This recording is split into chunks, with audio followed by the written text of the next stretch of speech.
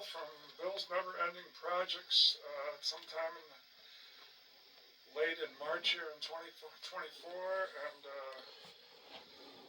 I've got to still work on my Scott, and I've been still studying electronics so that I know what I'm doing more.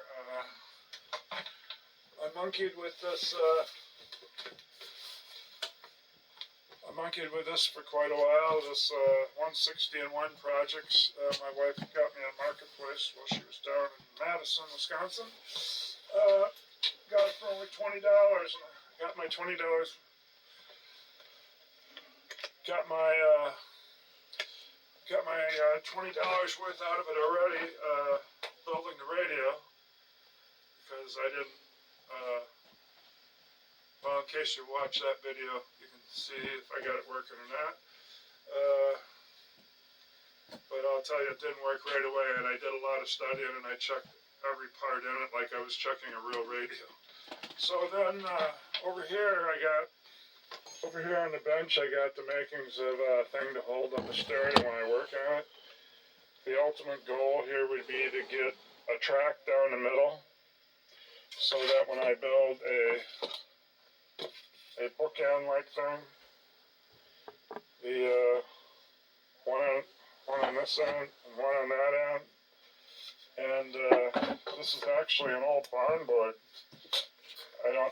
I'd never seen one 14 inches wide, but I measured it earlier. It is almost 14 inches wide, and it's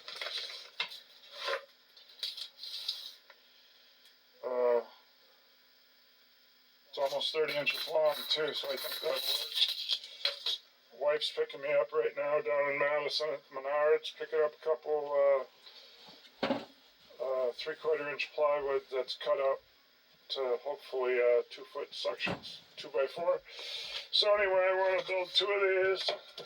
I almost could just use this wood if I just had another one of these scrap pieces of 3/4. I wouldn't even need the other one, but it's always nice to have some smaller pieces of 3/4 around here. When I built the house, the flooring up there, that's the 3/4, and I replaced a few because I had a temporary roof on it, and some of those had rotten sections, so I had partial sheets to use for a few years, but I've cut all those up, making stuff and doing this and that.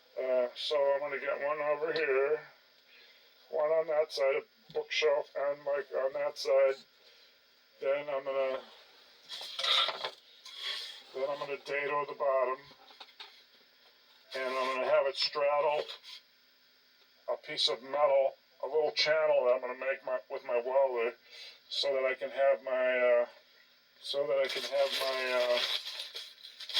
bolt in it to tighten down with my flat washer. Maybe something like this will come up through there. Well, wouldn't have a flat, it would be inside the channel. The head can't get through because it'll be in the channel, and then it'll be in the channel from the ends, and then I'll put little ends on it. I'll either dado the channel in here a little bit, or just put little tabs on it. No, the tabs would get hit, and then I guess I would have to.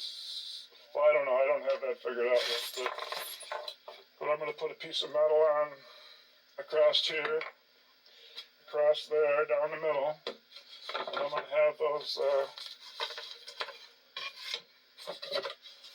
these ends. I decided instead of having it the 9-inch way, I think I'll put it the 14-inch way and get it up there, so that when I'm working on a stereo, I can actually spin it over. So I'm looking at the top, spinning around, now I'm looking at the bottom. So I could spin it around, put the capacitor in, kind of half spin it around, bend the wire over, and then finish spinning it around, and then solder it. Then flip it back over there and cut the next one, or do them one at a time. And so that's my project for today. I paid for a Magnavox serial service manual, and it's for the R-322 series, and I figured that out because, let me show you. Well, I did spend a day researching and I did print out some stuff like this one, where it has, this is an older one, where it has the heat sink down the middle instead of in the back, and then look, the transformer sticking out the back. This is one of the first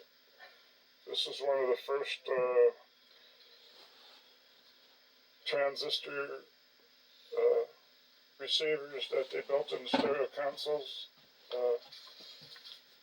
by Magnavox, but Magnavox are one of the hardest to try to get the service manuals for. But if you get this number, then you could maybe have some luck. It's this one right here. You'll see it says 22206CD. The R is cut off for receiver. It should say R-32206CD, but, and then this one over here, it'll be upside down. Just forget about that one. So what they did is let me see if I can shut this off if it's better or worse. What they did is they brought the transformer and put it vertical on top instead of sticking out the back.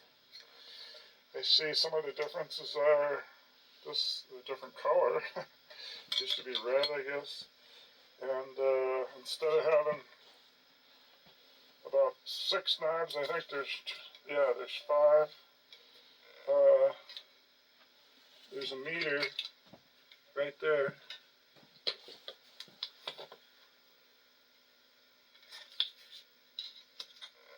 Yeah, put the light behind it.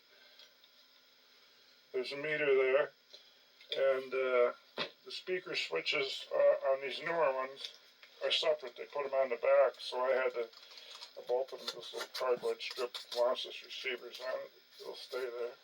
And the antenna thing was separate. That used to be in the center of the board.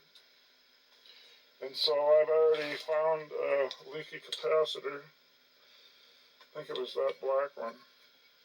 And I learned my lesson on wire brushing that stuff. I'll put some baking soda solution or whatever, something that'll just neutralize it instead of trying to get it so it goes up in the air. These are instead of IC strips, this is a 1968 because that's what it says on here. On the Magnavox service manual. We list the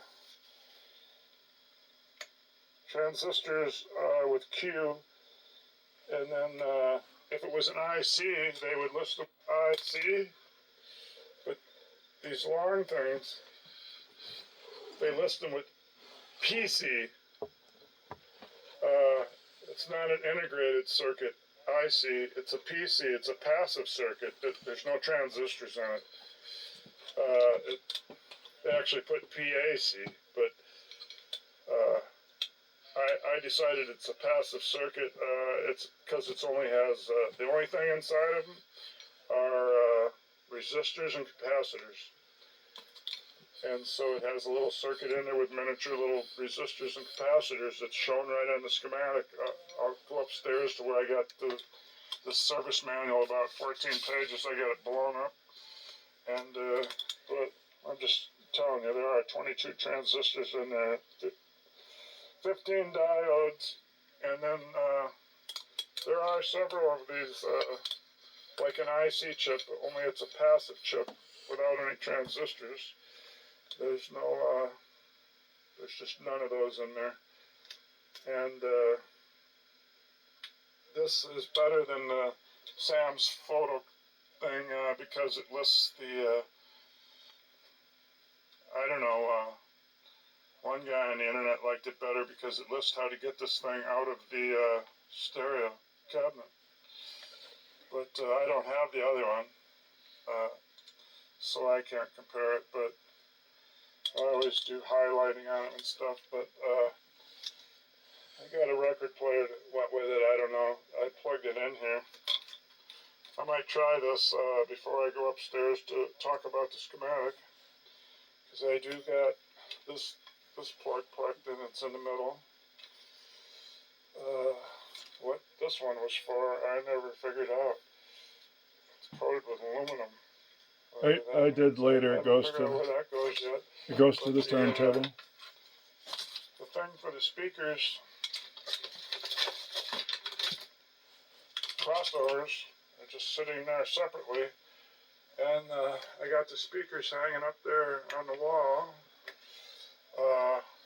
And I got the two horns sitting right there by the turntable. So I don't know if I'll hook up both things and use the crossover and all that. I guess I have to learn how to wire it anyway. I didn't know what to do with this because I don't have the cabinet. I got it for the price of gas to go and get, and then the guy saved it for a while. And it's the same year as the Scott one that I'm going to do. Only the thing is, the service manual is so much better than Scott. But this isn't built quite like a silver front receiver. No silver, it's all tuning dial and knobs. Because it's built in to a cabinet. So I guess then, and some of them on the sticker, they have the date right there. And then there's ones like mine where they don't put the date. And that's where I got the R from. See, now they put the R-322 CD. Service manual tells you what all these numbers stand for, but we already know that's the series, R-322.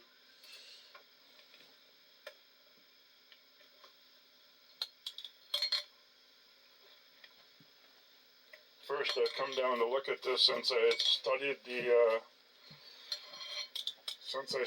the schematic, and when it shows these knobs, it does show.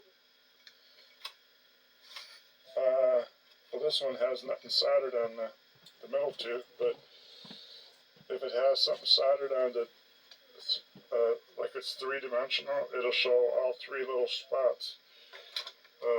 At least it did on one, the selector. Let's see which one the selector is.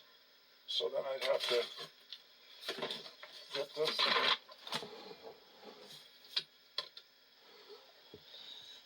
It's, oh, mine don't have an auxiliary, too bad.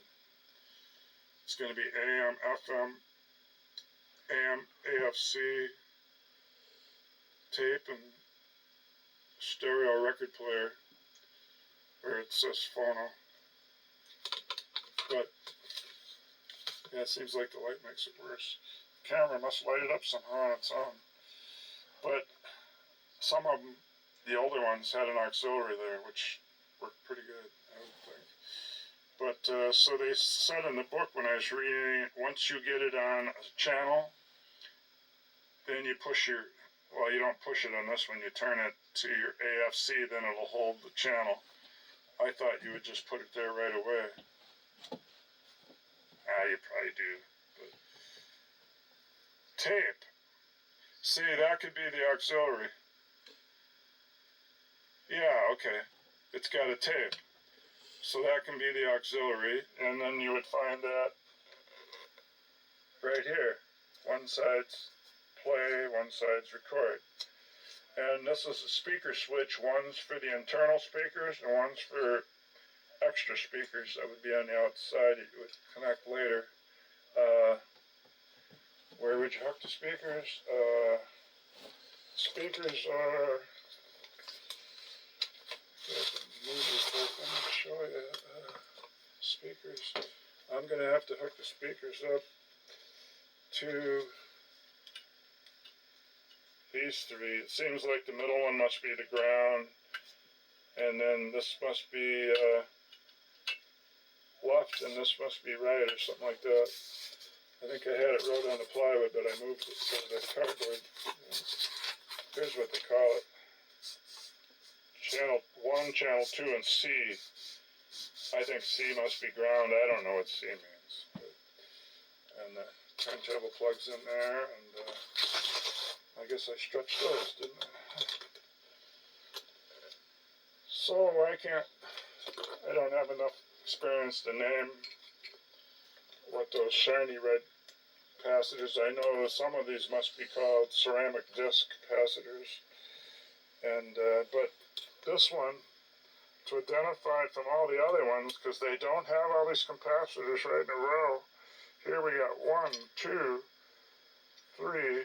So 1, 2, 3 in the leaky one. 4.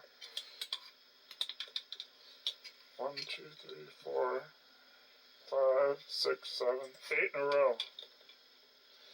The other ones don't have that. But one guy that did one of these, I don't think it was this is 222, I think his was the 220, and he spent $50 on capacitors. Oh well, upstairs to the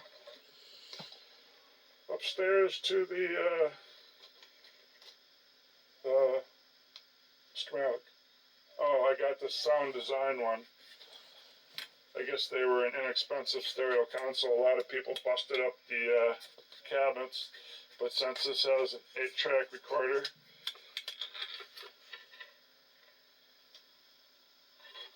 says recording capability right there. So I'll build this into a, I mean, it's got a radio and everything. Right there. AM, FM, same as what this would be, but I'll go through this, change a few capacitors, see if I get it working for another project, and I'll build it into a receiver box and make it so I can plug speakers, put some jacks in the back. I'm sure it has, yep, there's the jacks.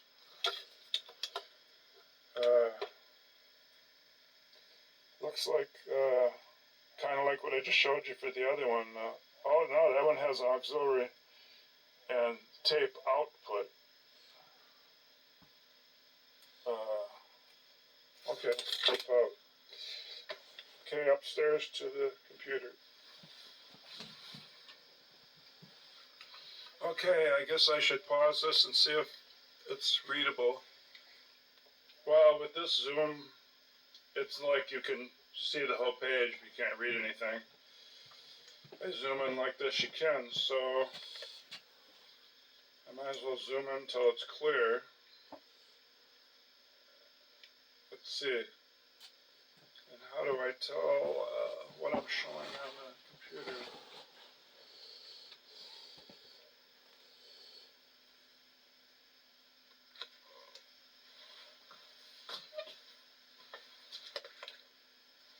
Yeah, it's on record.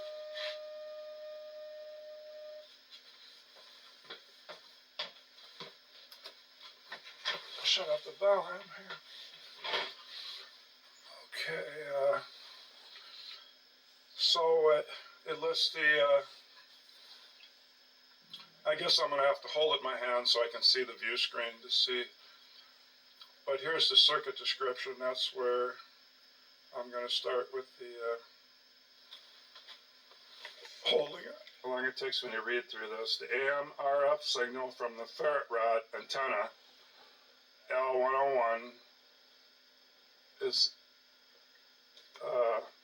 they're using a word that I haven't seen. It means it's kept capacitively coupled with a capacitor to the base of the AM RF amplifier. So we'll get this blown up here.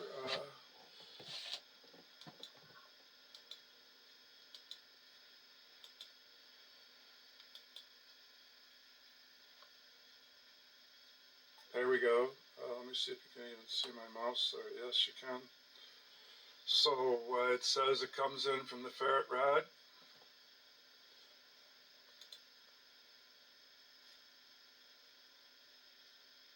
Let me see if this big square thing, if I'm going to type, shows up better. I guess it does. So it comes in through the ferret rod, thing here. It does this little thing. I don't know if it's a tank circuit or what, but it does this thing, and then this crosses through the air, magnetic field wise, and it comes down, and all these little A's, and you see these A's and D's and F's and stuff, they're highlighted on a schematic with a dark thing. That's the ones you probably align it with. But anyway, what the story was, the AM FM signal from the ferret rod antenna L101 is capacitively coupled to the base of the AM RF radio frequency amplifier transistor Q101. That would make sense. The first one would be 101. So we follow this one down. I got it highlighted yellow. You follow it across horizontally, then vertically, and you're at the first AM radio frequency amplifier coming in the base, going out the collector,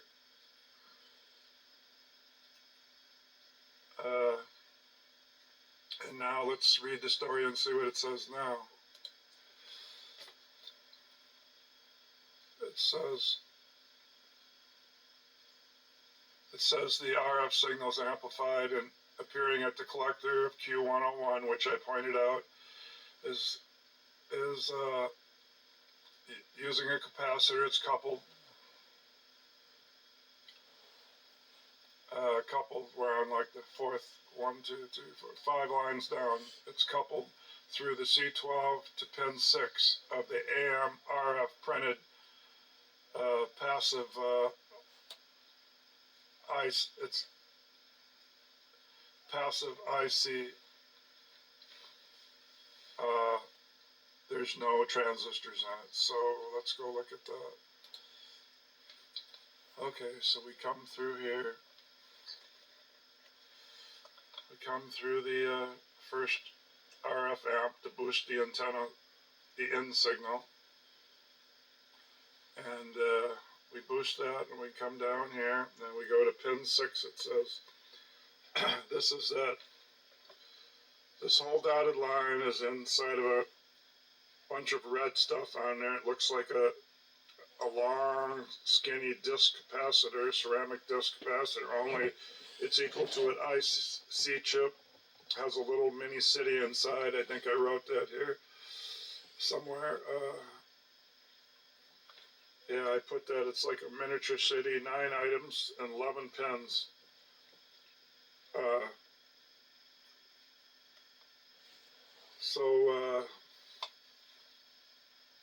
So in pin 6 and out pin 11. And pin 11, phone call. We're up to the AM converter, which is also called. Okay, the phone call was from my wife at the lumberyard.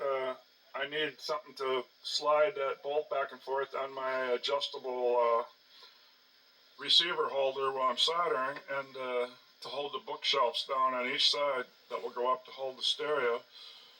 They emailed me a picture of a little track like this. The head of my 3/8 bolt will not work in this, so I'm going to have to take 2 3/8 bolts, cut the head off, and I'm going to have to weld them to a little piece of flat iron to go in there, and then to adjust the top, because I don't know where to buy an adjustable nut where it has little spokes sticking out so you can turn it easily. I'll have to take a normal 1/2-inch nut, and I'll have to take a normal 1/2-inch nut. I'll have to weld it little spokes all the way around, like you're grabbing a steering wheel or something. I'll have to make little spokes all the way around, and then hopefully it doesn't ruin the nut to go on the 3/8 bolt. And then I'll have little adjustable hand tightening wheel for each side, but that wouldn't be so bad. I don't want to get a wrench every time, so I told her to pick up. These are 4 feet long for just $5, so I can make a little eighth inch flat iron onto my bolt and put it in there, and then they should slide back and forth like that, and that should be able to adjust it for a different size receivers as I solder them, or car radios or whatever I put on there. All right, back to what we were talking about.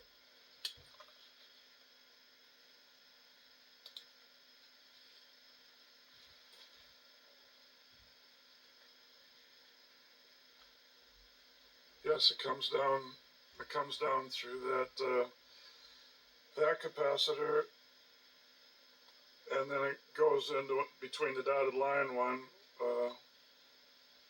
which is inside the chip, which is 560 ohms, I guess. Doesn't label it, but it's a resistor, so ohms. Then it comes back up, and it doesn't go through any other thing inside there. So I don't know what they were saying.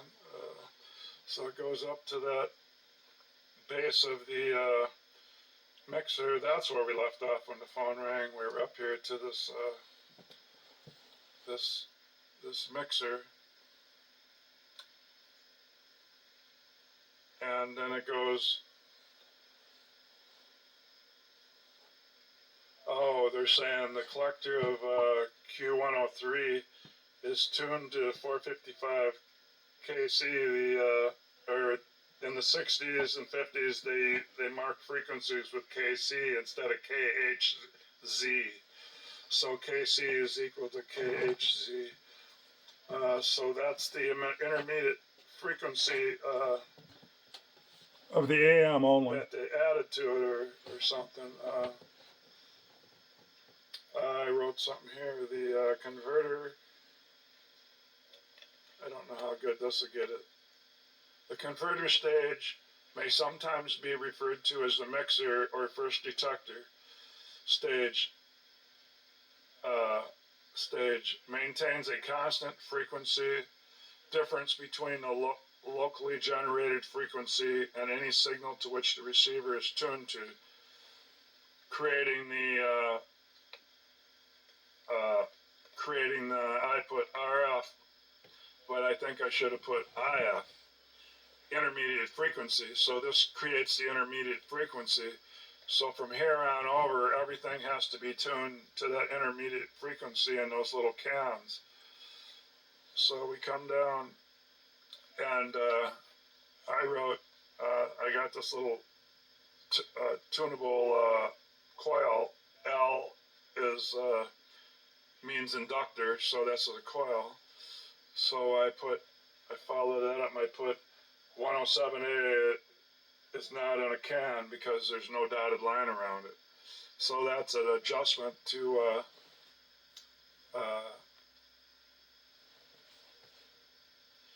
and then I put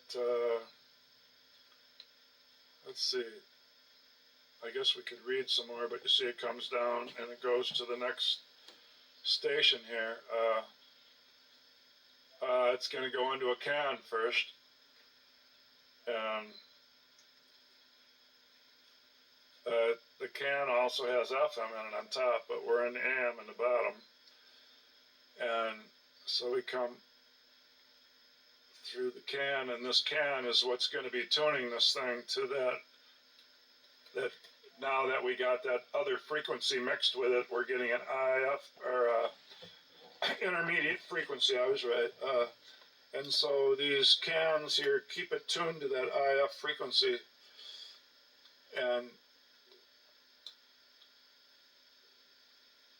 And I put a little note here. Yes, we're coming into this first IF can, or a transistor. And, Transformer. and you can see that something's got this transistor tuned to 455 KHZ on both the emitter and the collector. And up here I put a note saying saying the base and collector of Q105, and this is Q105. Like I said, they're both tuned to 455. And this is saying what's tuning them to that. The base and the collector of Q105 both are tuned to the intermediate frequency of 455K by T103. And so we go, where is T103? So let's go back to that.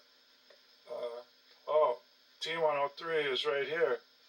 So, and that has an AM and FM again. And if you notice, that's the cool thing about their way they're doing it and saving a little parts and wiring. This first one does both AM and FM. Is tuned to both the AM. It somehow does. It amplifies that intermediate frequency. First IF. For both.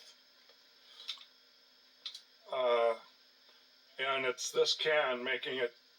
It's this can making the collector and the emitter both tuned to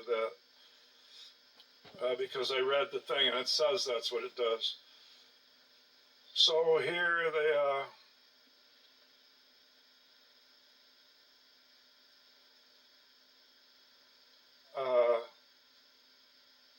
it comes out of the collector and it goes up and around. And it comes down. Well, let's just move it over. Getting further down here, it's zoomed in. So we left that transistor, we went up and around, and it also goes straight through, as you can see, into that cam, but that's the FM side. So I would say that's probably why we're going up and around.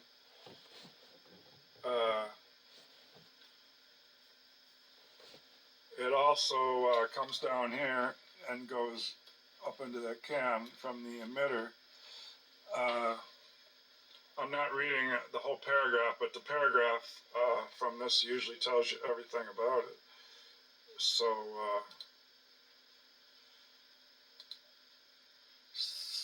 I could flip back to that, I suppose. But it would probably take me too long to read all that. But the AM operation is pretty lengthy. But it tells you you get the picture, it tells you the whole thing. And then it goes into where it leaves off over there, and it goes into telling you about how the FM signal goes through that whole thing. So, I mean, you don't need to know any of this unless there's something wrong with your radio. You're just going to get, you don't need to go through how the FM goes through, and then the AF's automatic volume control. You don't, unless something's broke. But you're still going to just keep changing capacitors and cold solder joints, but if you want to know something about how a radio works, and I do, so that's why I read these things and trace this out, and I spend all this time because I'm not fast at it. And so, but the AM operation was quite lengthy, and the FM one isn't quite as lengthy, but I traced out this AM one here, and it went. You finally, I wrote here that the Q105 IF amp RF signal at the collect. Maybe I should have put IF again, but the Q05. See, to check all this stuff, it would take time, so you'd have to go back and say Q105. And so you go to this one, that's Q105. That's the first AM IF. Yes, the mixer did take an RF and mix it with that 455 frequency. It made like a little radio station and made a frequency to mix in with it. So I guess you wouldn't call this the radio frequency anymore, RF. Now it would be called the IF. So I think maybe I might have wrote that wrong where Q105 first IF amp. Oh, I did put IF, not RF. Okay. I'm just getting confused. They're so close together. RF, IF. So Q105 first IF amp, RF signal. Oh, but then Q105 first IF amp. Why do I got RF signal?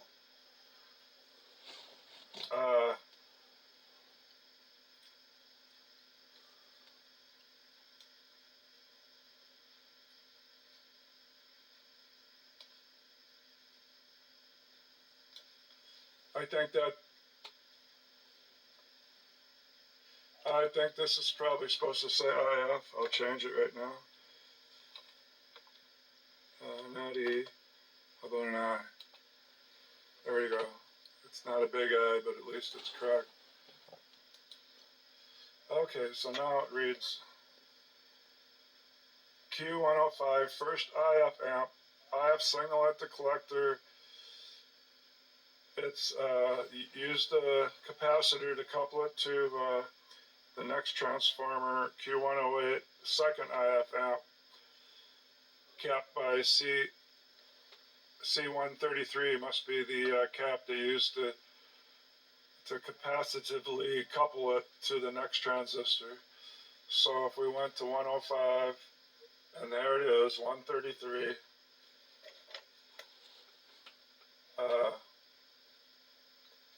You're coming up from this transistor over here, you come up, and there's the 133. So then you come down, and you're going over, way over there, to that one. So that's what it said, 108, the second IF amp. So now you're at the second IF amp, and out of that second IF amp, I wrote here Q108 is transformerly coupled, not capacitively coupled this time, transformer-wise coupled to the AM detector diode. And the AM detector is in this transformer can, this dotted line again. This dotted line is the can. I just highlighted it as all. And inside the can, you got a transformer, so that would be a coil. And it doesn't show a piece of metal in there, it's just air. And so your signal jumps across the air. So that's what it means about being transformer-wise coupled to the AM detector. And here's the AM detector. That's going to cut off one side of the signal and detect it.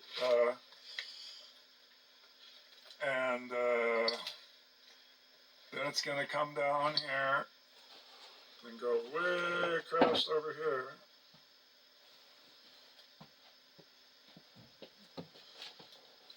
And it's going to be coupled from R110, 1600 ohms. And there's your automatic volume control. This, I think it does go, to make that work, I read the whole thing. It feeds it back into where this all started, way back at the RF. Now we are talking RF, not IF. It goes all the way back. It feeds it all the way back to the first IF amp that was just past the antenna. So that's how it does the automatic volume control to do with sending it all the way back to the first RF amp.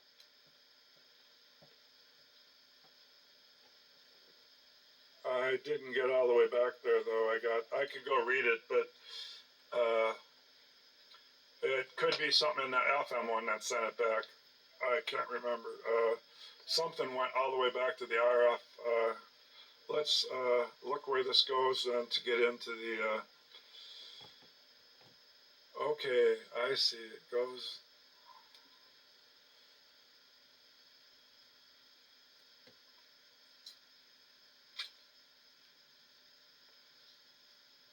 Yeah, it's switched off right here.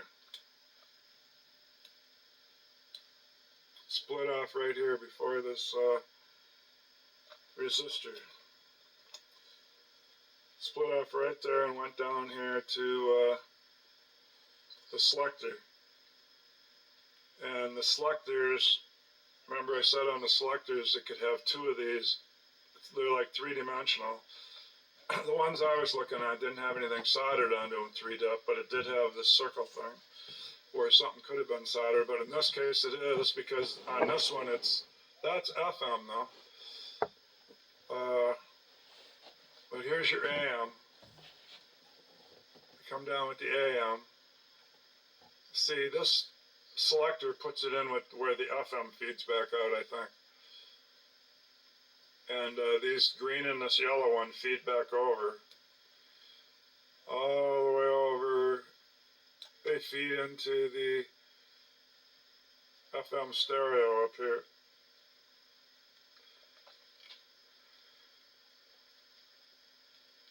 And let's see about.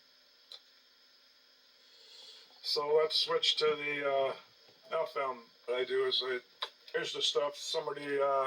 Those speakers that I got with the Magnavox were all in a box. I told my wife to lay them out in the back seat so they don't get any holes in them, but the guy had them all in a box. And this is the contact cement I'm going to buy to put where the woofer cones are ripped from a piece of metal touching it. 3 of the 4 speakers have a rip in it, so I'm going to use that stuff. You see, it's $24.99, but if I keep going here, that's the thing I'm trying to build with the bookshelf things. He's got these little router, he must have stripped this off a router table. I'm not fortunate enough to have that, so I had a little chart up showing fractions.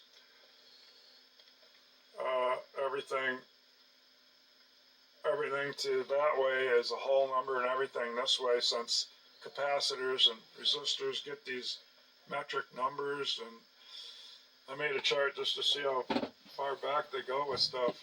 They definitely go to the 10th, 1,000th, 100th, 1,000th. Most of the capacitors start on million, and they're called the Greek word with the U, micro, and the thousands are called milli. But I don't list these two 10,000 and 100,000 in between. It just goes from 1,000 to million, and they don't list 100 million and 10 million. It just goes from million to billion, and then it goes from billion to trillion. That's what they use with capacitors.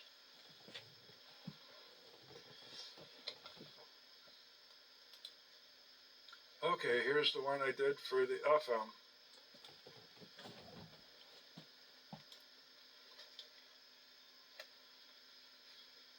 And I don't have anything zoomed, but it doesn't start up here where the AM started.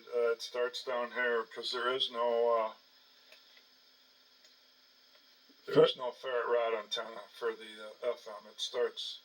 I drew the little thing just so I could just see this stick out. And these are all coupled right away with a capacitor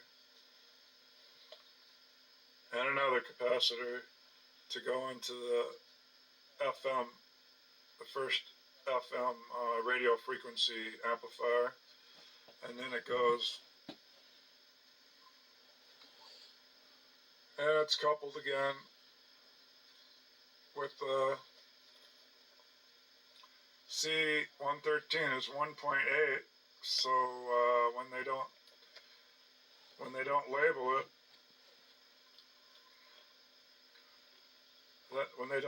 it, then that means you got to figure out what it is. It's microfarads. UF. yourself. So then you read these charts down here. I think I can quickly find that chart.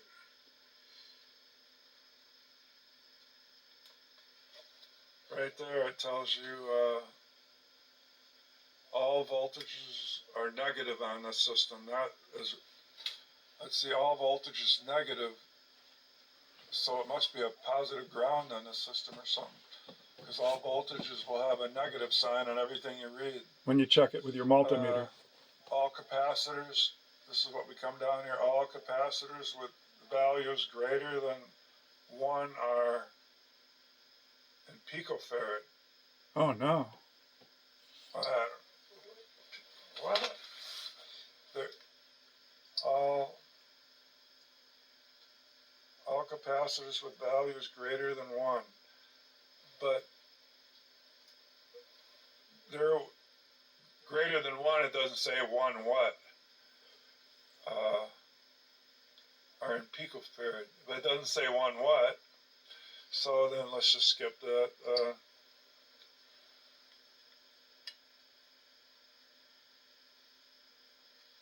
And then it says all values less than 1, that's what we're interested in, are in MFD, so that's microfarad, where they use a U. So, back up here to that one. There's the unlabeled one, where it says C133.01. So 0.01 would be microfarad. I think that's what it said if they're not labeled. Or no, it didn't say labeled or not. It just said if they're less than 1, it's microfarad. So that way I guess they don't got to label them. Well, at least the electrolytics, I think they label them. No, they're not labeling. Here's another one over here. Green I made resistors, but there's one right here, capacitor over from that resistor. There's one. C124. Oh, there they did say 1 picofarad. And picofarad is way past microfarad. Then there's nanofarad. Then there's picofarad. So if we looked at that thing I looked at here,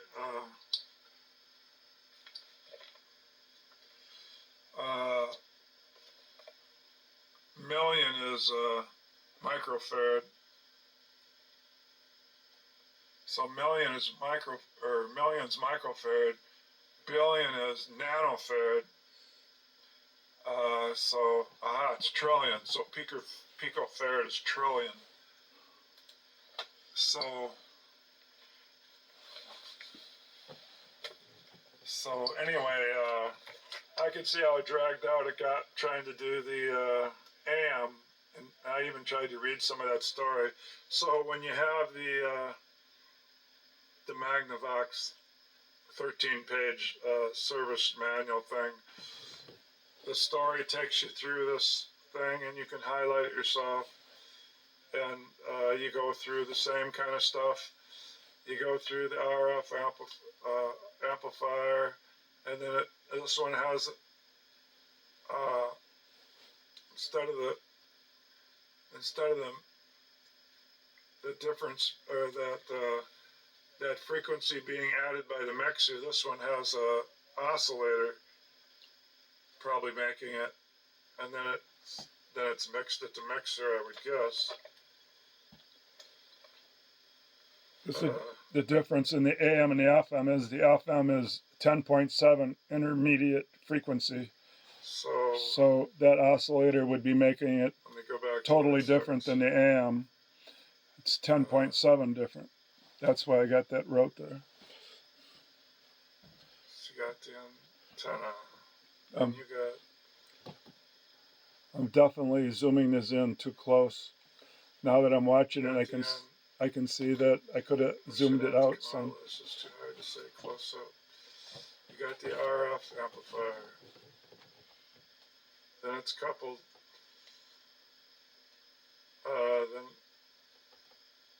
Then you got that oscillator, which makes it 10.7 different in frequency. And eventually winds up over here at the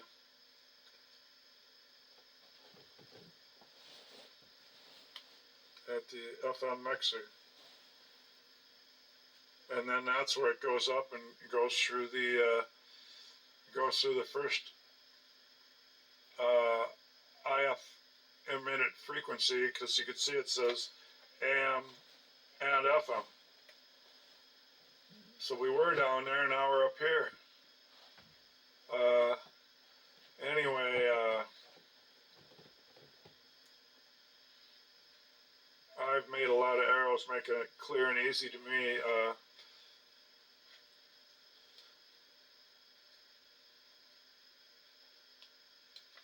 I put a little thing here. The FM local oscillator that I talked about, transistors Q104, that transistor makes it the 10.7 megahertz difference in frequency appearing at the collector of Q106. And that I said was the mixer, I think, and then it's because that says appearing at Q106. Oh, no, it ain't. We're way past that then, because Q105 is where their IF is amplified both together. So Q106 is well, that's Q107. Let me find. That's right. I remember going through this now. When you come up and it's using the first AM, IFM, or AM and FM, so it's the same one. They're mixed together to amplify the first IF frequency. It doesn't just come up and go into this thing. There's no dot there. It goes over here, and this is it's going to say T something wherever it's labeled. I don't. Transformer can. It's a transformer can because it's dotted. And there it is. T02. T102. So instead of just going right in here, there's no dot. It makes it come up and go around, and it's got to go through the air, through these transformers, coils from the. I don't know if it's called a primary and a secondary or what, but it's got to jump across, and then it goes in here, and then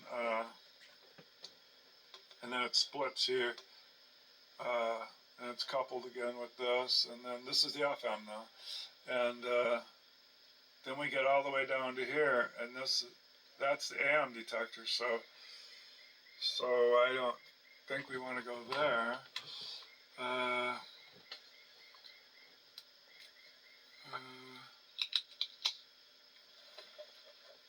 Okay, I figured it out without going back and reading that book. Yes, it does come over here at the same spot the AM did, because that does say AM detector, but we're going into the second AM. It's AM and FM again. They run both of them here to save transistors and wiring. It goes in here, and here it is. I switched it to orange line.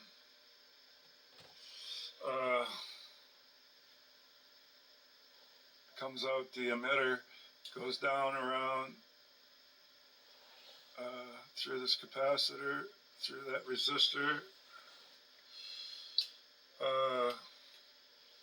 back up through this 470, and then follow the orange line. It goes all the way back up to this third. Oh yeah, there we go. Now we're doing something that the AM didn't do. We're third FM IF. And then you can see what it did here. It went through there and went up here. And now it's through another transformer again, T104. And there is a dotted line, so it's another can. I mean, I looked at the top of that stereo. There's at least 6 aluminum cans with adjustments inside. And here's the FM diode to detect it. And it leaves there following this orange line. Goes through an inductor L109, goes down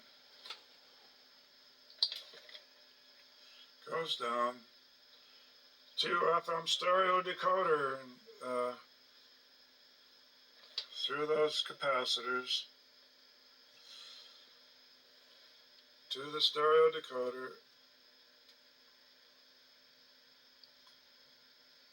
and up into the stereo decoder. Now the stereo decoder, I read through it for 2 hours. It's different things doing different,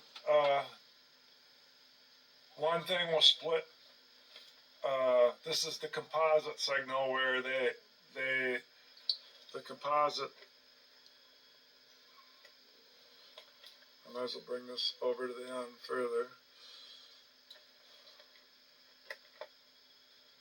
The composite stereo multiplex signal contains the main channel, left and right, the pilot tone,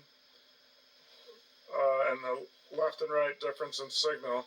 And then the fourth thing is those more modern radios have that, like an email that comes to you, tells you what radio stations it's on. That's not in this.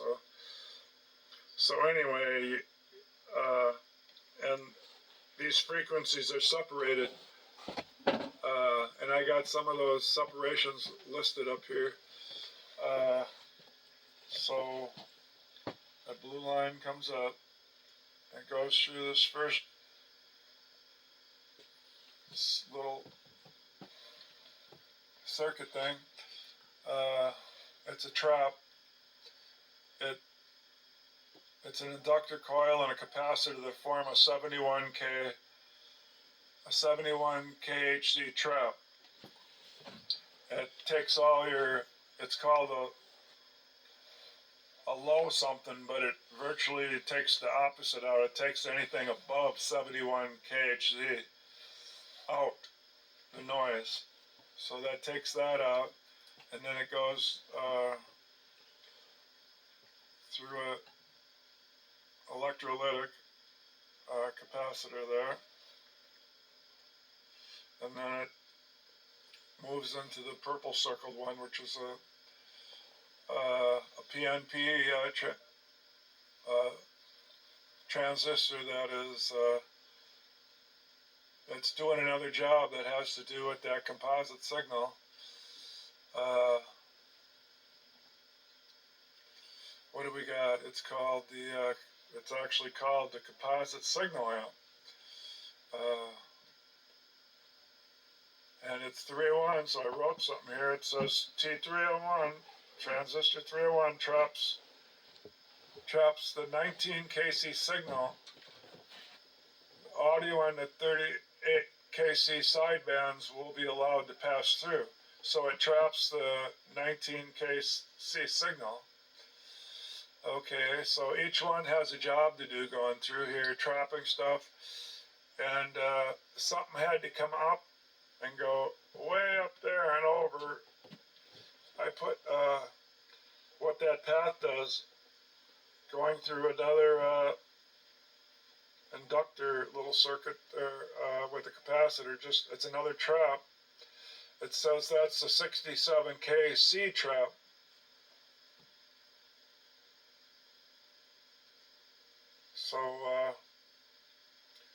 So anyway, as it comes over here, I put the it's letting the sidebands go through. So it's a low impedance path for the audio sideband signal to take a secondary middle tap. There's the middle tap. And so these things are set up just right to bring in that component signal of those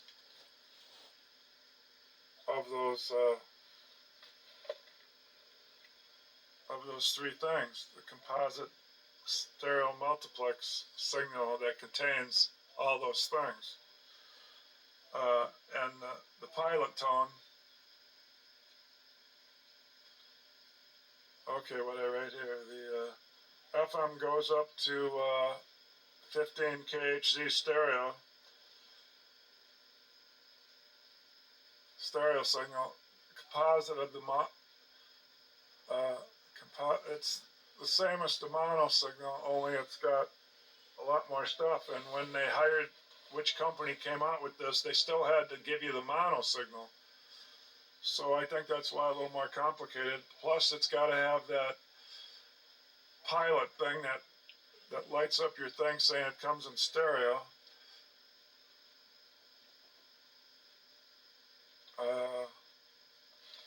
Here's where I put, this thing is always giving you KC, which is kilocycles. Before 1970,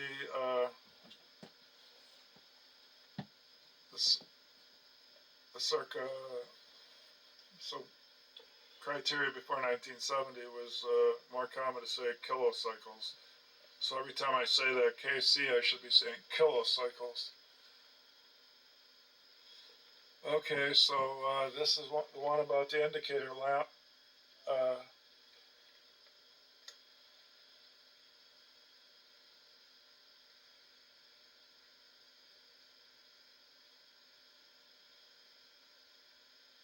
That's that one that's called the low pass filter. That's what it was. But this thing coming in there, it was a low pass filter, but I don't know why they call that. Oh, it passes the lows and takes out the noise. Okay, that must be why they call it the high noise. So it's called the low pass filter, and it takes out the highs above the 71 kHzs or kilocycles. Anyway, I'm sure you've had enough of the signal path. I'm not good at it, and I don't ever have it zoomed right or whatever, and I don't know. But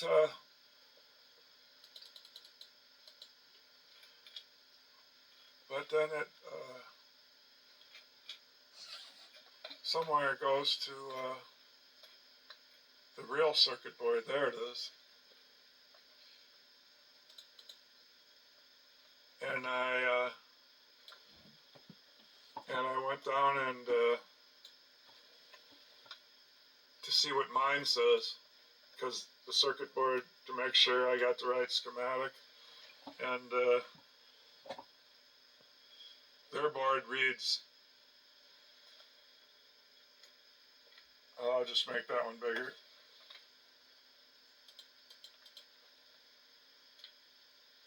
So the one they're showing back here in 1968 must have been one of the first boards they were using. Said TN 1154. Anyway, I copied the stuff bigger right here. There said TN 1235, doesn't match. Mine says 1154, so mine must be, no, mine says TN 1235, and theirs says earlier, so it's 1154. It must have been one of the first ones. So mine must not be too much later, if that has anything to do with them being in series. And then mine is, other one is TN 7158, and theirs is 7075, so mine's not too much further along than that. And then the other one matches. That just must be a number of the board they're using, not a sequence number. And then I looked up to make sure I had the first transformer listed they have, and I do, and I looked over to see that I had a capacitor listed, I do, so that's the right board. That's all I was doing, is making sure it's the right board. And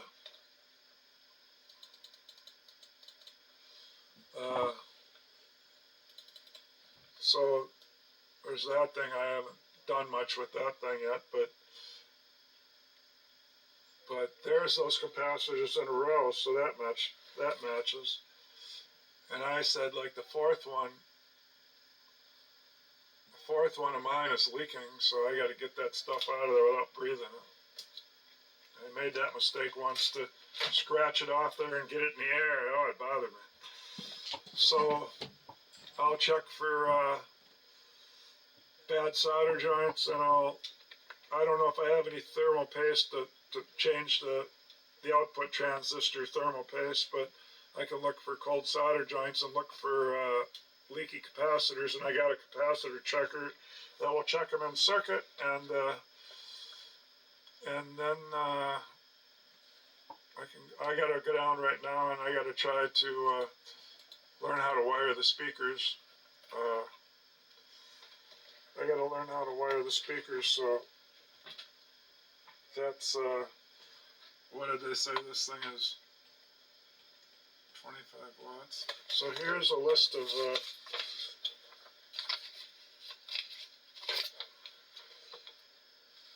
there's a list of some receivers. I don't know if it goes back to the 50s or what, but I don't think so, because it's the RBN receiver.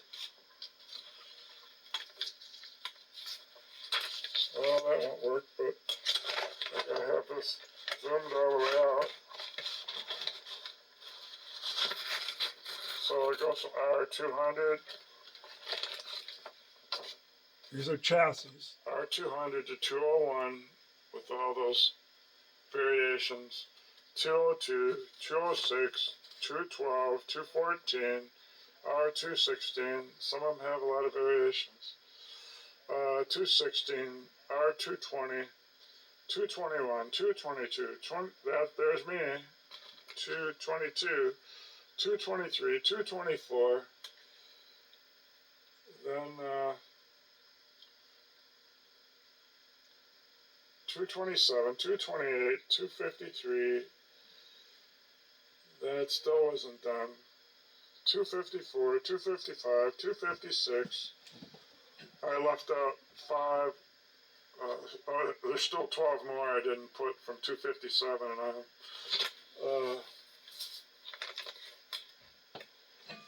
So I'm going to go down and try to figure out how to wire my speakers off video. Well, I'm back. I was up to the garage and up and down, drilling, cutting, welding, because I don't keep a supply of steel, working on this stereo holder. I got burnt the other day, and because I can't keep something still, you got to have an extra 2 hands. So I want one of these to hold the thing still. And when I had to put this, well, I'll show you when I get up and grab the camera. It got a little tall because I doubled up the plywood on the bottom. I'll show you. Yeah, it's March 29th. Today, the brewers were supposed to open yesterday, but they got rained out in New York.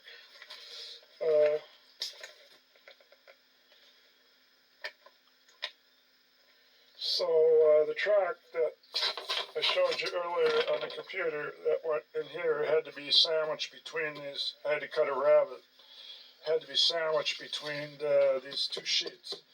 So to have something to screw it down to, I had to double it up, which raised it up another inch, about 3/4 of an inch. But it's definitely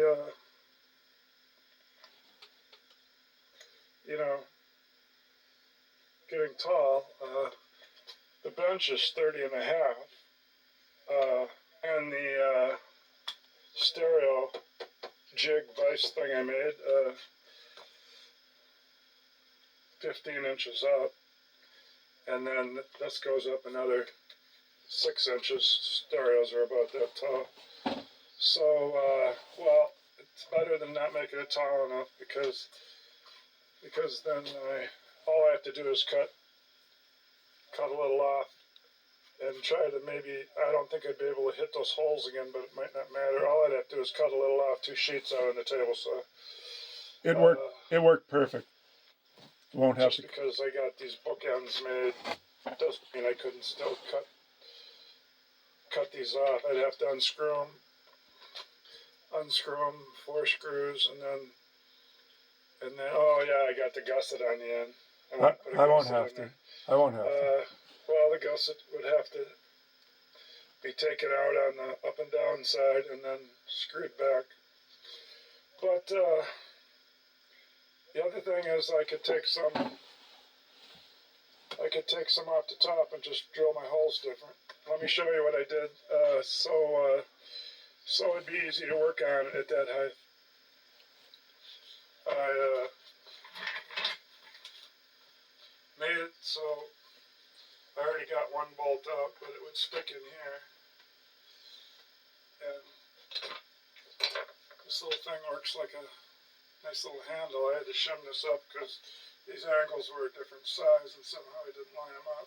But now I can use it for a handle. I can put it down like that and then where'd the bolt go? Oh, it's still sticking in there. And then I could put the hole in different spots. I could put one straight up and down in case I want to do something with an outlet on the back.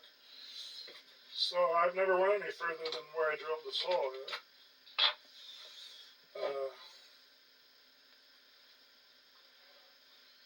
So the cool thing is you do have to have some height here so that if you spin it over, so now you can solder something on the back or test some capacitors on the back. I suppose that hole won't work anymore because there's no hole on the side, I don't think, is it? Pretty sure I didn't drill a hole on the other side, but I could drill one. But don't do what I just did. It's too much pressure on the circuit just board. Just a bolt along and keep it from flipping back up. Gotta loosen it up good before you turn it.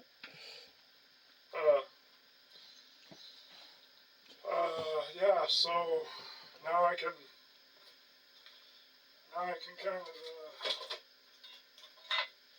take this ESR meter and I don't know why I'd want to check them. They just have to all come out of there and get thrown away, all the capacitors. But if I wanted to play around and check them just to see how dried out they are or how much, if any of them are any good, I guess I could play around with this, or I could just order them. And I made the order out today to DigiKey, so all the capacitors, that electrolytics, were only like $10, maybe even less than that. It's just the shipping. I think it was like $9 and $9. So I could just order them and wait a week or so and put them in. But I got some for that other stereo. Maybe those would actually work. What I had to do here was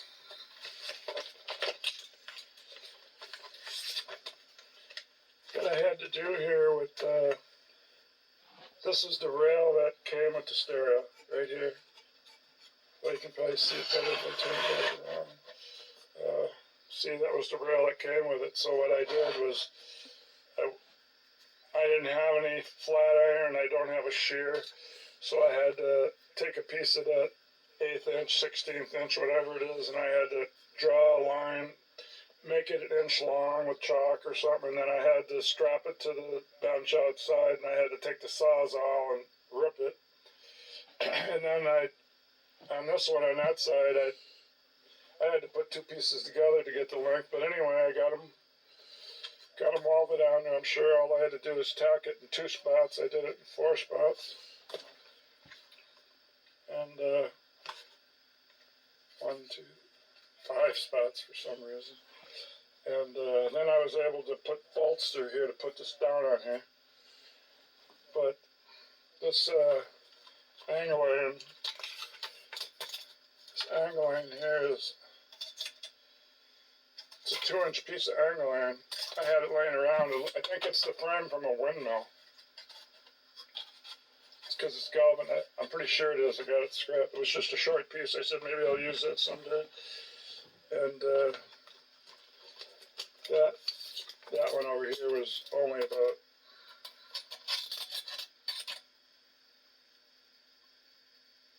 I think it's 1.25 inches angle iron. Wasn't as handy, so that's why I had to, again, with the Sawzall, rip a piece on the bench, keeping it with vice grips down real good so it didn't shake all over. I had to rip a piece. And then now I got equals the other one. I ripped 3/4 piece and put it on. And then I had to take this piece back to the drill press and put some holes in it. I started down here, it just takes too long. And so now, like I say, I can either hook this up and see that it makes a bunch of noise or don't work, or I can just, I'm sure I will, because the capacitors would take, I would say, a week to get here. Maybe I could steal some out of those drawers for the other stereo.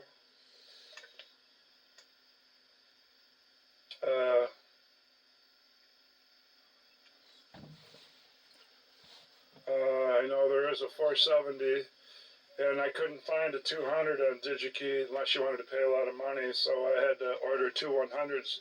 I'll have to put 2 together because those were so dirt cheap. And, well, I'm going to shut this off and let's listen to some of the sports talk after the Brewer win. And come back here when maybe if I get this all plugged in and I try it. Otherwise, it's a wait for the capacitors. Oh, I forgot to show you the track. Yeah, it's made to put tools on a sheetrock wall or plywood paneled wall or something where they hide the track, and they're just like I did by doing a rabbit cut 3/8 of an inch over this way and about a 1/4 inch down or whatever it was. I don't remember right now, but so that traps it real good in there. And then I had to take a 3/8 bolt, cut the head off it because this is skinny. 3/8 bolt wouldn't even fit in between here. So I had to kind of skinny up the 3/8 bolt for about 1.5 inches of the bolt. After I cut the head off, then I had to cut some more of this plate that I was cutting. I had to cut, whatever it was, 1 inch or so wide, and I decided to make it a couple inches long. I thought I should have probably made it longer so it wouldn't jam. The shorter it is, it probably jam easier when you're sliding it. But I made the another little strip of metal there, and I welded on the bottom of the bolts. I had to do 2 of them, of course, 2 bookends. And then once I got that welded to the plate and it slid okay in here, I mean, I had to keep grinding. I welded too much. At first I didn't weld enough. I thought it might break off, and I welded more. And anyway, once I got it so it had some play and everything, they were good, and they're definitely on there good. I made sure of that. And then I had to get some way to adjust it. So I cut some 1/4 inch rod off, 1.5 inches or 2 inches long. And I first welded the nut to a flat washer. I think it's like a 1/2 inch washer. And then the nut kept falling in the inside of it, going crooked. So then if you only put one tack on, you're good. Then you can kind of straighten it. The other one I put 2 tacks on. I think I had to get another nut and start over. But then I have a tap and die set, so I could just keep doing the threads on here. In case I screwed them up a couple times, but I got them good now. Yeah, so I welded the flat washer, and then I put these on the flat washer and the nut.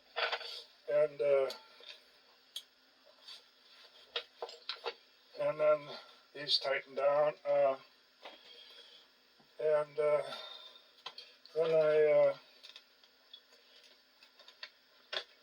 Then I used my stand here a little. Boy, was it nice. I'd flip it on this side, flip it on that side. I decided that some discoloration isn't from capacitors because there wasn't any capacitors in the area. That's why I flipped this over and found out there weren't any capacitors in the area. So there are those two, but it's not leaking there. It's leaking kind of under. Well, I'm not saying it's leaking because there's not a plate capacitor can't leak unless it has a capacitor hooked to it, a real one. But anyway, so I'm not worried about those. And then I went down this whole row from the back. And this one right here, as you can see, it's stained.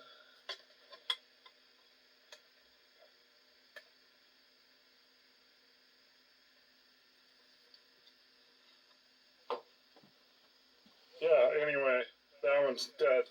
Nothing. The pin is probably even corroded away and gone. So before I try it, then I have to put in at least that capacitor. So, but I like my little twirl thing here, so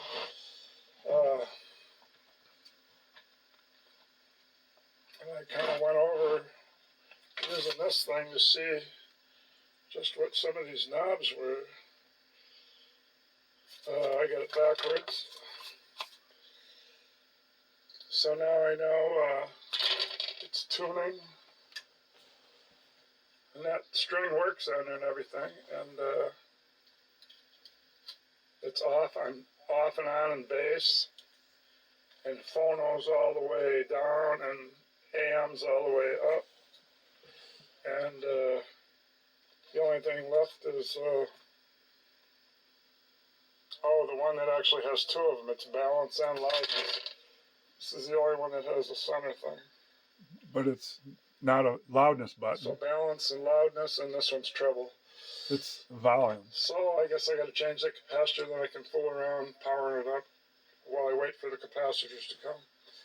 Just for the heck of it. Instead of using the big woofers that were in it, that I got hanging on that wall, those 2 horns that were in it, that I just got sitting here on the table, I'm going to use the speakers that came from this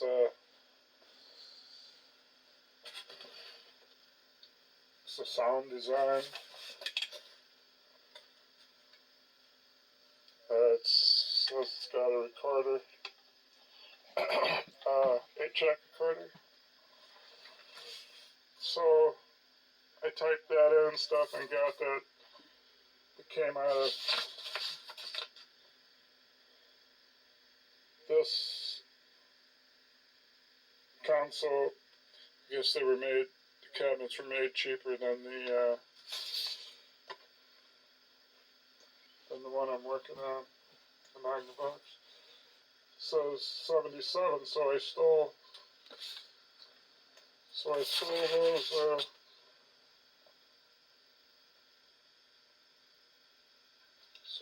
those 2 speakers. I'm mainly using those 2 speakers because those are huge, and I don't have a bench speaker set up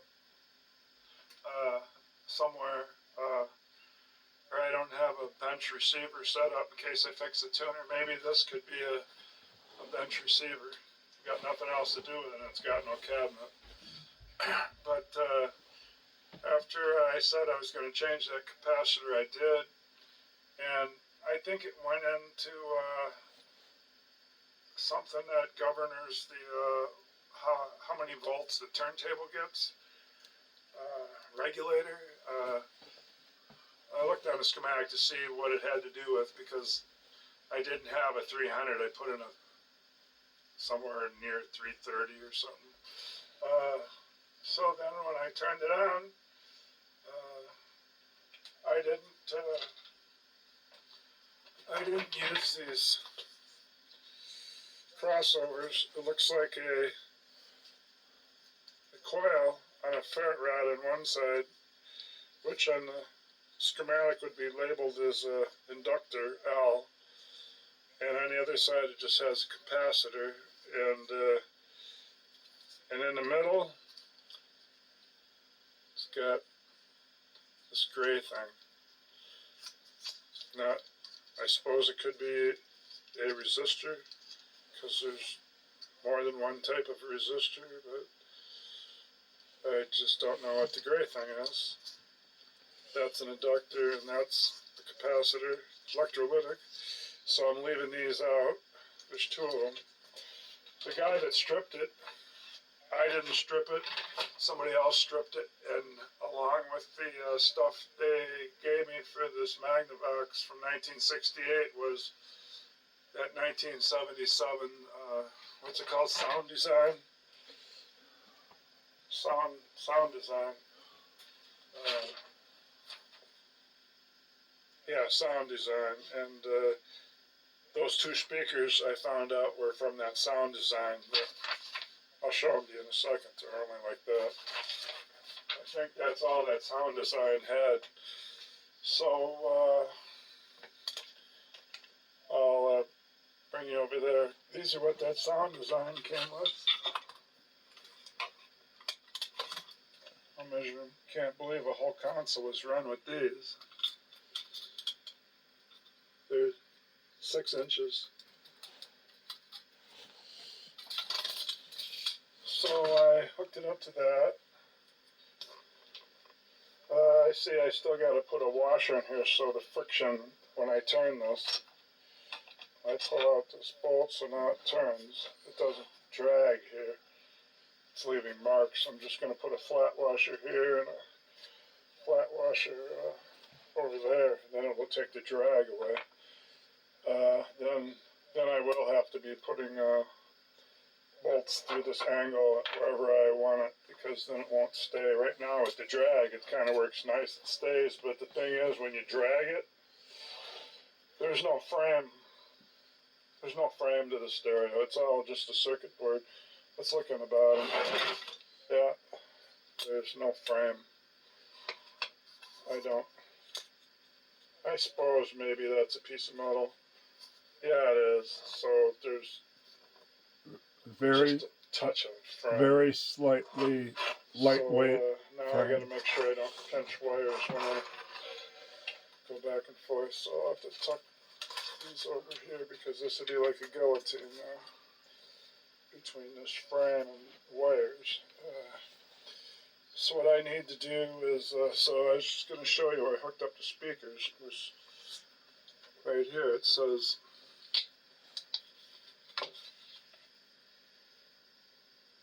right there it says channel 1, ground, channel 2.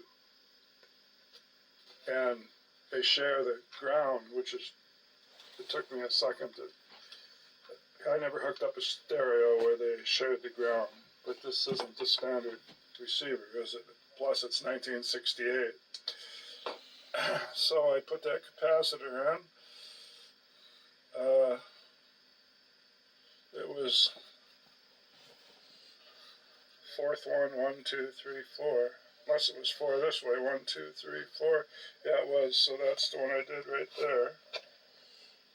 I'm sure it's not no great job of soldering, but I didn't try it before I put it in. I resoldered it. So what I need now to do is, well, I gotta use both hands here, I think. Flip it over about this angle, and I'm gonna shoot some electronic cleaner lube on the controls.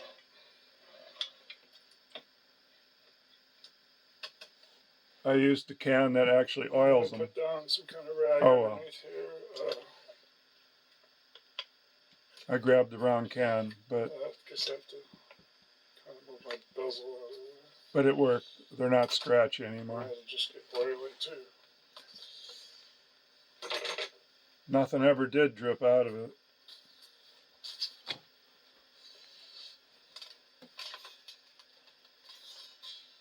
Flashlight here. Yeah, I grabbed the wrong can. They make one. Where's the spot to get? And there it is. They make one that's more for cleaning it and one more for oiling it.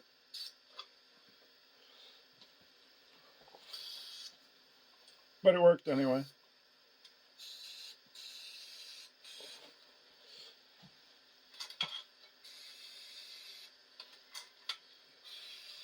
Yeah, I've definitely learned a lot from this stereo. I don't think they seal these older ones up like they did in the 70s. And the 70 ones still you need to, they didn't keep all the dirt out. Well, this is about gone. I'll have to spend another 20 to some dollars. The price went up since I bought this. It's lasted 10 years. So now let that drip and hopefully none of it goes into the dial there. That'd be that. I'll click them around and then I'll show you that it works. Well, that's enough spray. I don't have much left anyway.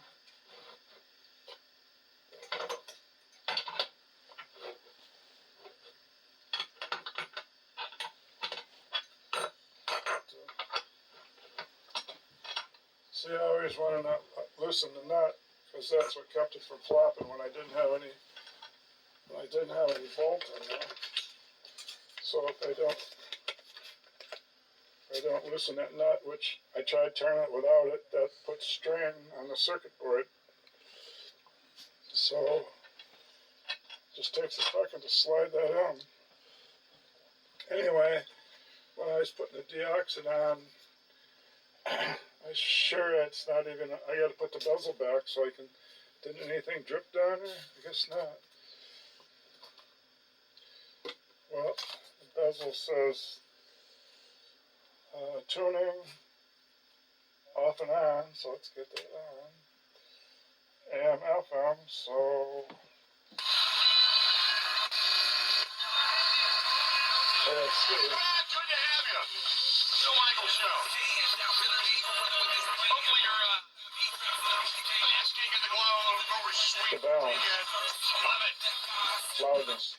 Love it. Good stuff. 877-867-1670. 877-867-1670. Today we got Tim Dillard coming up here in about 10 minutes, 15 minutes. Don't go anywhere. As loudness isn't the type of loudness that you have on a 70s model where you push the button in and you get more bass. It's actually the volume. This left over from, I guess, when he was with the Phillies.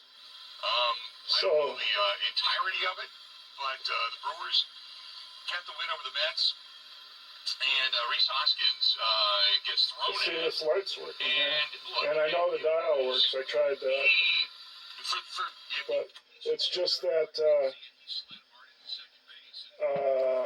I don't live near any. This is the strongest station I live near, and it's not even strong enough to move that much. It stays way up. It stays way up at the top. So when I got a strong one, it was a country and western one. Of course, it came down to about the 3/4 mark. So I don't know if that's the way they're supposed to do it, where they only, even if you get a real, I guess if you lived in the city, it would come maybe closer to the middle, but everything worked. It wasn't that. It was just, yeah, there's some animosity, and I love the fact that he was screaming from the dugout, making the crying gesture, wiping his eyes. Yeah, the Brewers won 3 in a row over the Mets. Kind of bitching and moaning about it. It's now April Fool's Day. It was. Anyway, I gotta go pick my wife up from the hospital. She got some kind of a virus where she couldn't drink or eat anything, and had to get IVs. They put 3 bags into her and sent her back home. So sure she'll get better. It's just one of those things when you're older. Sometimes you can't just sit at home. You have to go in and have somebody help you. All right. Well, it works, and I put the capacitor in there, and now I ordered the rest of the capacitors. The wife's okay now. Most of those electrolytics there. She had to go back for 2 more bags. Yeah, I can't do this with one hand. They don't. Because once the wires are on there, it changes things. Cause they don't know what was wrong with her. I don't want to cut any off. So, but she's better now. That's it till I put the capacitors in, and we'll see if it sounds any better. I just noticed that when I turn this up, the treble up, and turn this up, Theme in your voice when talking about hear that hiss? I can't say I'm an old school basketball. Well, take my word for it, there's a hiss. And the light's on, so I'm on, But the thing that really bothers automatic frequency control. So watch, if I turn it off there. But also, burns. Where is it? Let's get back to calling Third the one. 3 seconds, guys. Let's get back to calling the dribble. And I don't care how innocent Oh, there goes the hiss. So I have a hiss. So it has a hiss when you put it on automatic frequency control FM.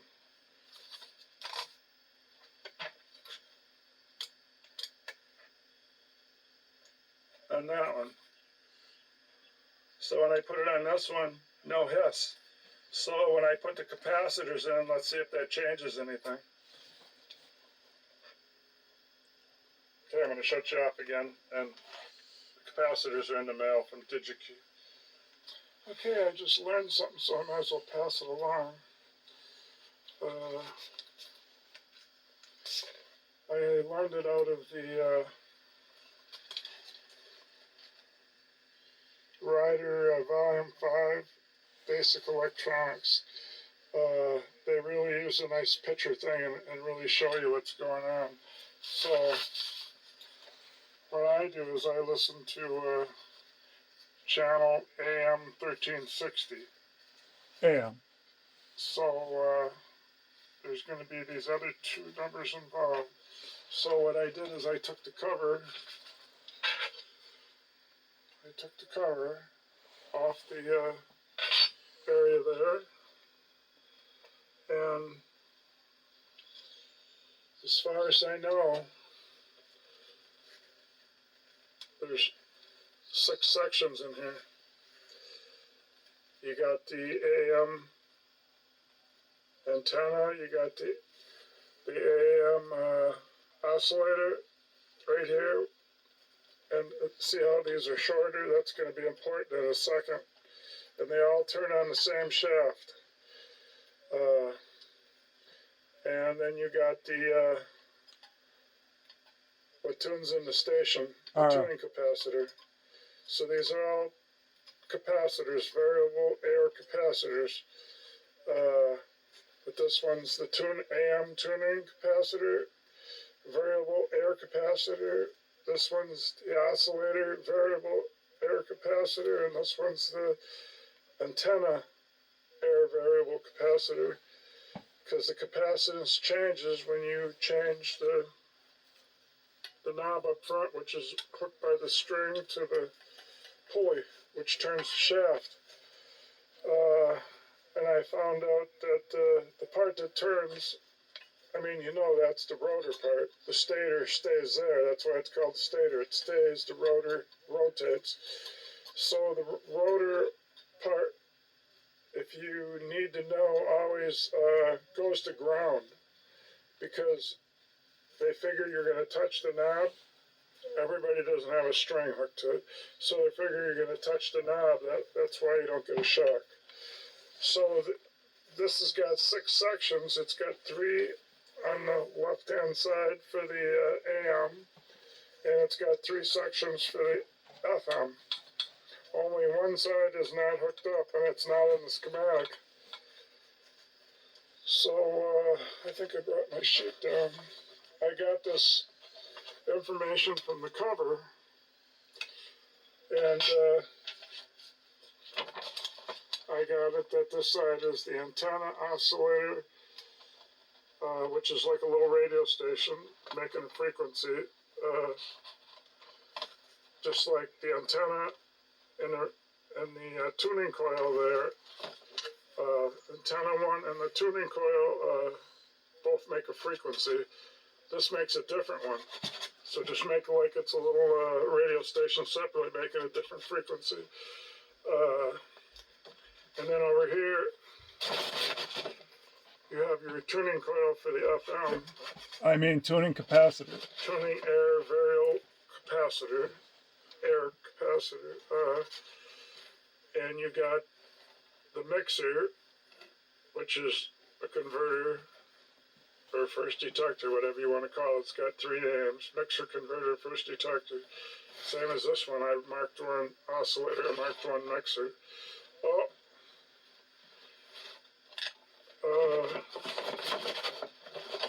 No, I'm wrong. Oscillator's your little radio station. Making it doesn't mix it. Okay. So it must be, well, just forget that. Must be an oscillator. There is one of these that has 3 names, and it is those 3 names. And I don't have my notes down here. But one of them has 3 names. It's probably the oscillator. No, it's the mixer. In this case, the oscillator doesn't have, it's the one where they left it off here.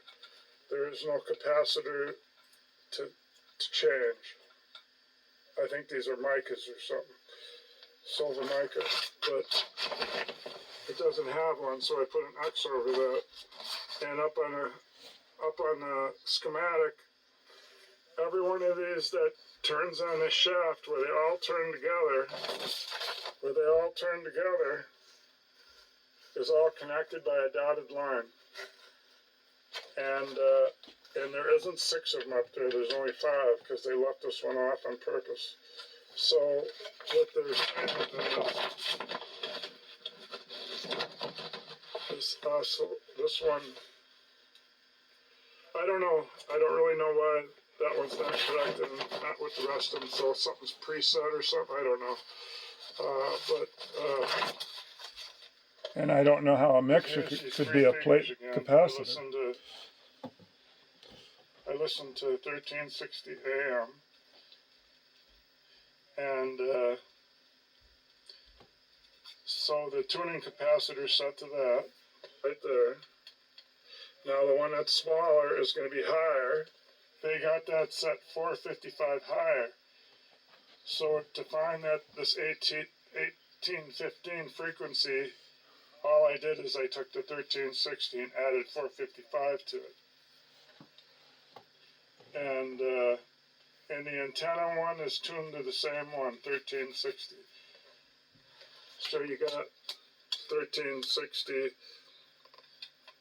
Well, this one actually has them all.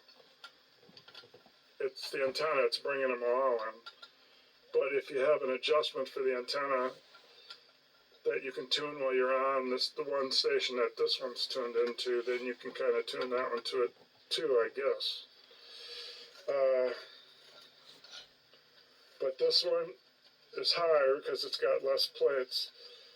So they've made that so it's 455 higher than this one.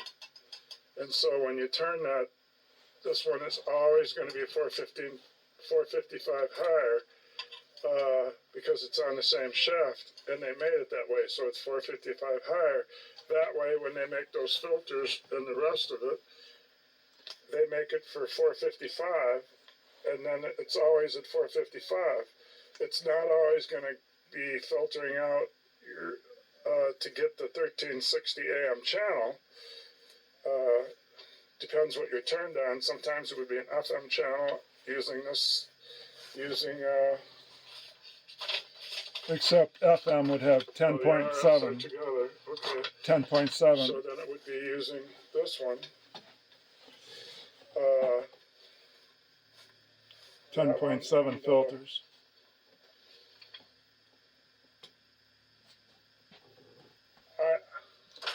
I don't know. I mean, I copied these names off the cover.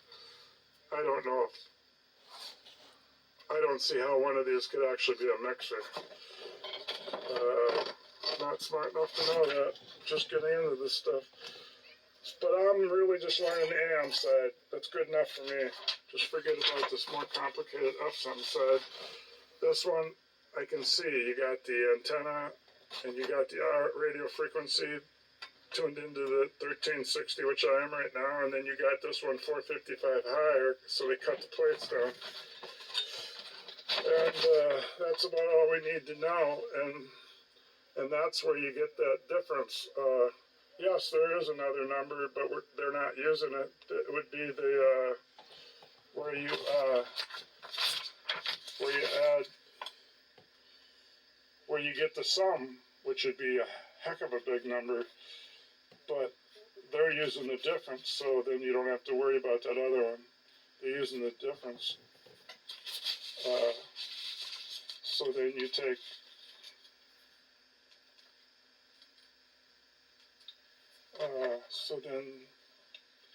well, you've got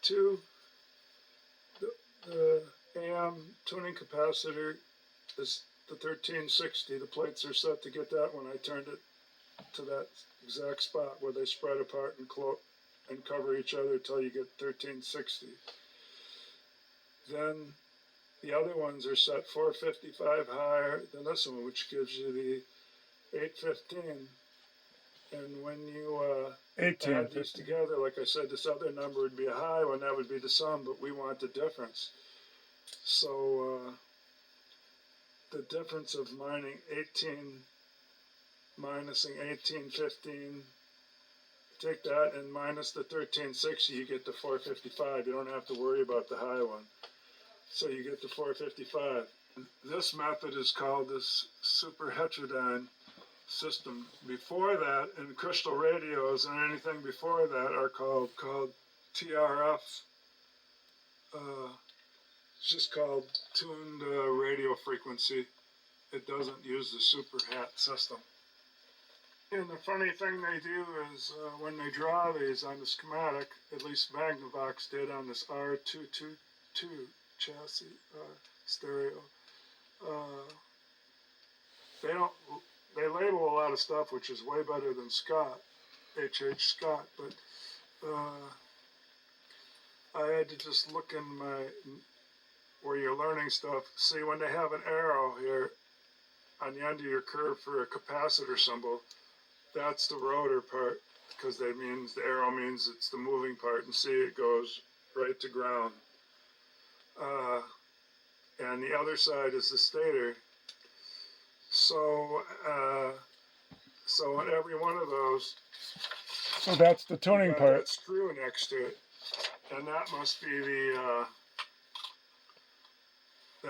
the silver mica variable capacitor part, or the silver mica capacitor. Because with the rotor and the stator, the adjustment is turning it. You're turning a knob and it moves the plates in and out, overlapping each other. That's the variable part of that. But they also stick this line out here, and when they do that, that's supposed to mean variable capacitor also. If they put a T on the end of it, instead of an arrow, of course it would be a short little thing, that's supposed to mean a trimmer. But this thing didn't use trimmer for any of these, so I gotta believe that everyone where they do this must mean it's, since this is the turning part, variable means turning, so I put screw here. It must be the screw on the silver mica capacitor on the tuning capacitor. So I can find 5 things, because that thing is hooked up to 5 of those micas. So I did the pink line for the rod that hooks all these, that hooks all those, the rotor and stators together, which I call a variable air capacitor. So every one of these hooks together, they're all in the same rod, so here's your dotted line.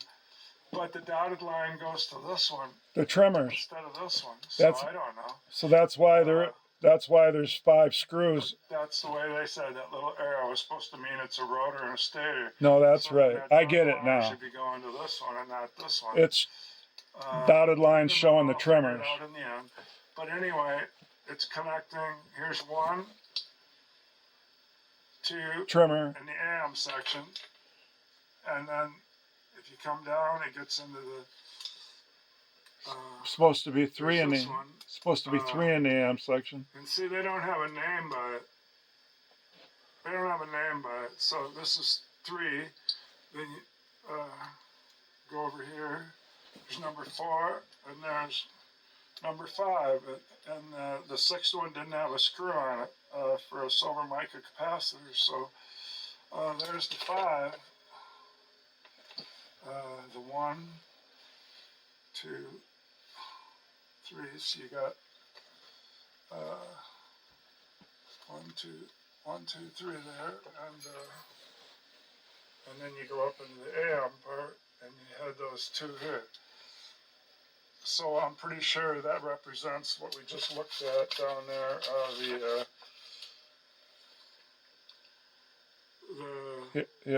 The plated variable capacitor all hooked together, and that last one didn't have one, so that's why I don't see 6. That's why those are the trimmers. And then I remembered it didn't have a screw on it, which means it didn't have a silver mica. I don't know if they're adjustable or what, but according to these arrows, these are all the I trimmers. haven't ever taken a tuning capacitor apart to see what that is, but I think it must be something that goes up and down and makes something adjustable. So that must be how, so every one of these, even the oscillator is a little tank circuit then. So you have more than one tank circuit that vibrates on the frequency. So that's the way they do it to make that super hat. And I'm going to put this back. My capacitors haven't come.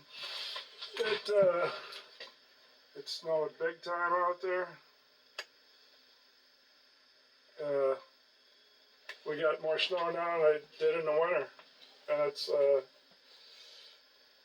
it's the 3rd of April. So, oh well, I'm going to put this down. I can show you one more thing about this receiver, R-322. Set it down at the angle setting. Grab it out of here. I didn't notice it before, but then I seen the book said something about it. There's these little, it's mostly just a circuit board that holds all this together, but there is some dividers that are made out of steel, right here, and right here. These dividers also, because on the bottom it looks like one big circuit board, but these dividers separate it.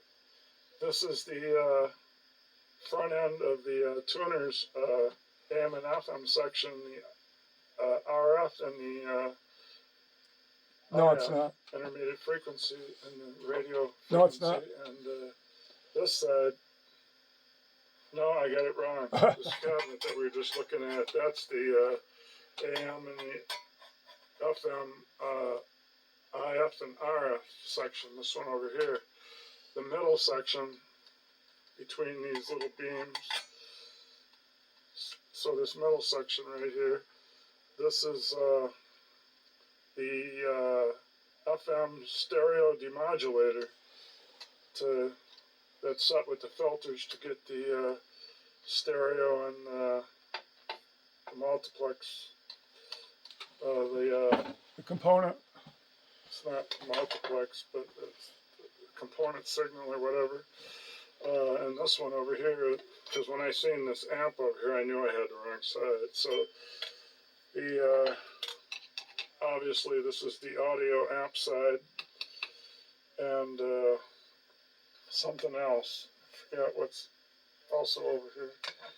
Audio amp and two things together on this side, so it's separated. The drivers.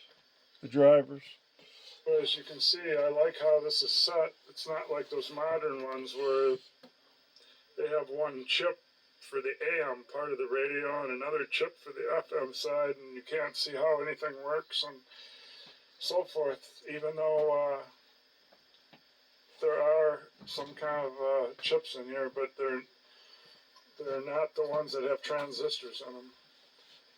They're only have capacitors and resistors in them. I don't even think they have. I just don't think they have more than that in them. So this one was a good one for me to learn, and I would have never. This taught me a whole bunch. I wouldn't have. Somebody wouldn't have put this on Marketplace for free. I would have never had it. Because just the way that it's sectioned and the way the schematic is possible for me to read it, even though I had to pay for it, totally learning. And look at how these are all lined up in a row. Not that that's all the electrolytics. So I really like what this thing has taught me.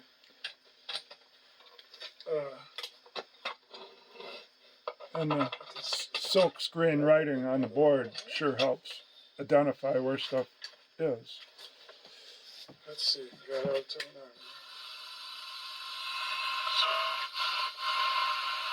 And hitting the shot. And again, they didn't hit their shots last night. That third quarter was just like they had a lid on the basket. Yeah, so if they're hitting their shots, I get those passengers in. But when you Then just I'm going to see if that hiss goes away on the when you see this team AFC. struggle offensively, it's like they just give up. They battled back. I mean, I could look on the schematic and see if the AFC part has a couple capacitors, but I'll just wait till I put them in.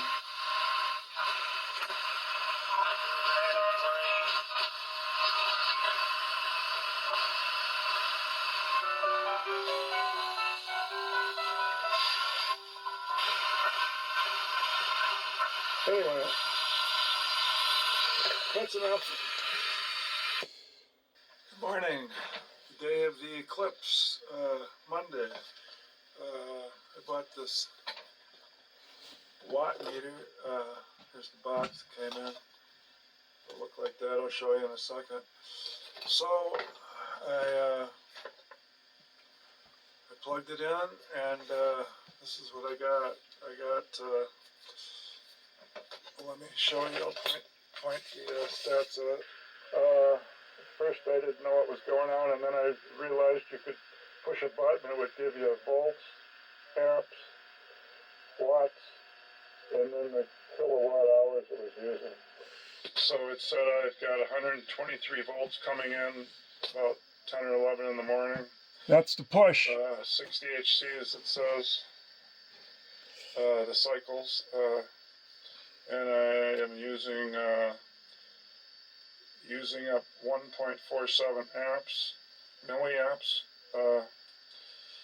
Yep, that's what you're using. I guess it's milli. It says amps. The watts is the current. It gives you the low watts and the high, and then it gives you the middle one, 8.7. So what I figured it is, the the 123 volts, that's your source of your power. The push. No, Is the volts is the 8.7. push. It listed on the front cover at 25 watts of push. But, no, the volts are the push. The watts are the current. The watts are the push. And then what you've used up from the push to run the radio is 1.47 mA. I think it's milliamps or something. Yep. And here's less than quarter of an amp. The Magnavox R-322. It's on right now. I just turned the volume down. So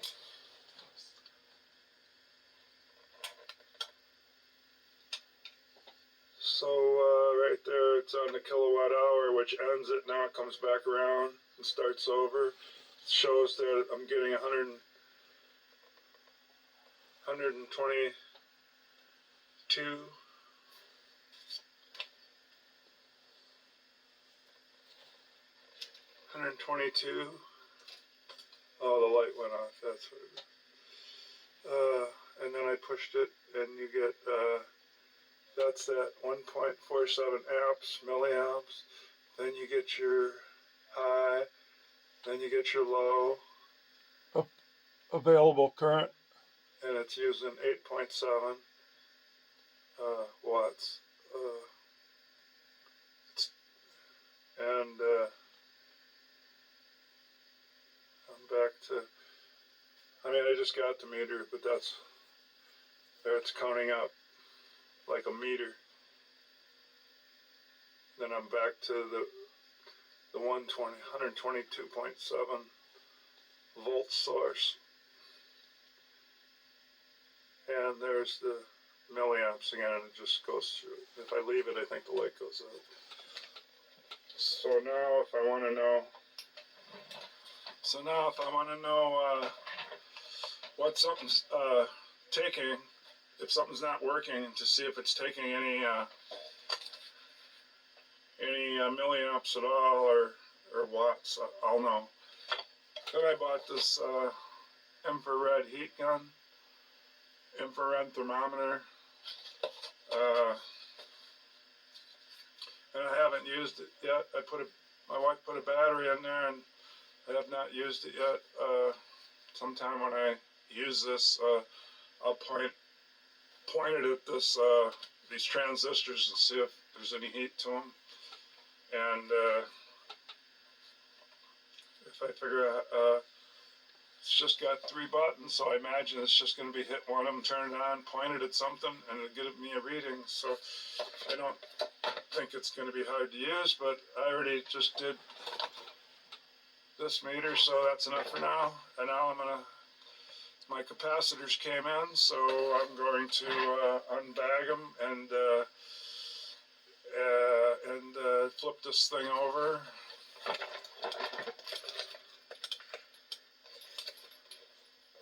And remove them, which I do. Flip this thing over and from my mount thing and unsolder it. I don't know if I'll do one at a time or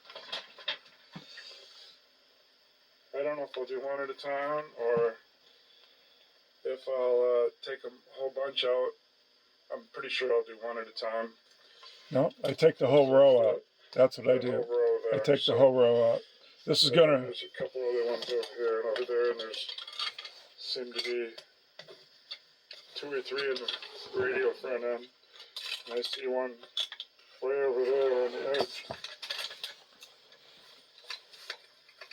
This video is getting quite long. So that'll be. It's gonna end pretty soon. So I gotta get going at it.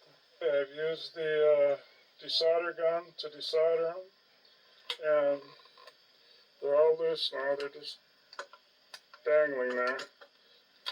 Funny they didn't fall out. I left the one that I'd already changed.